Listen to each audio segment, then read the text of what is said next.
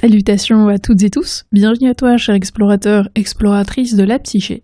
En ce jour où nous allons découvrir les contes de sagesse d'Alexandre Jodorowsky, et plus particulièrement le conte intitulé « Un sac de blé ». Deux mendiants affamés arrivèrent un jour chez un rabbin hassidique et l'implorèrent.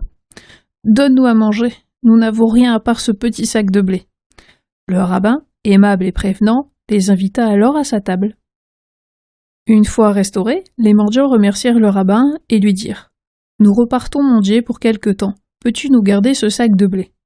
Celui-ci accompagna les deux hommes à la porte, leur rassurant qu'il en prendrait le plus grand soin.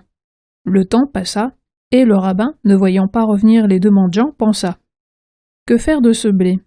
Ne vaudrait-il pas mieux le planter que le laisser à la merci des rats ?» Il le planta, le blé poussa et fut moissonné. Une année s'écoula, sans que les mendiants ne réapparaissent. Le rabbin replanta alors le blé récolté. Plusieurs années passèrent, ainsi, et au fil des moissons, le blé remplit tout un grenier. Enfin, les mendiants réapparurent, un jour, plus pauvres que jamais. Comme la première fois, ils l'implorèrent de leur donner de quoi apaiser leur faim. Le rabbin les mena alors au grenier, et leur désignant l'énorme quantité de blé entassée là, leur dit « Prenez possession de votre trésor. » Pour entrer en possession d'un tel trésor, nous dit Alexandre Jodorowsky, il faut travailler, utiliser ses ressources, utiliser ce que l'on a. Si on ne fait rien avec ce que l'on a, comment le blé poussera-t-il? Un petit sac de blé peut donner un trésor incroyable.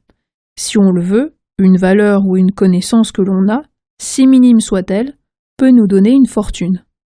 Je connais une famille entière où les enfants n'allaient pas à l'école. Ils ne faisaient que lire des bandes dessinées. Et maintenant, que font-ils? Ils tiennent une chaîne de magasins qui vend des bandes dessinées et sont prospères.